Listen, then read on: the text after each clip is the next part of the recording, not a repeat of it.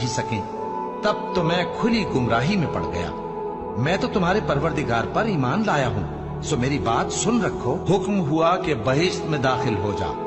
बोला काश मेरी कौम को पता चल जाए कि मेरे रब ने मुझे बख्श दिया और मुझे इज्जत वालों में शामिल किया, और हमने उसके बाद उसकी कौम पर कोई लश्कर नहीं उतारा और न हम उतारने वाले थे।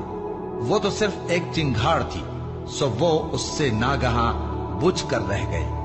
बंदों पर अफसोस कि उनके पास जब कोई पैगंबर आता तो वो उससे तमस्खुर जरूर करते। क्या उन्होंने नहीं देखा कि हमने उनसे पहले बहुत से लोगों को हलाक कर दिया था?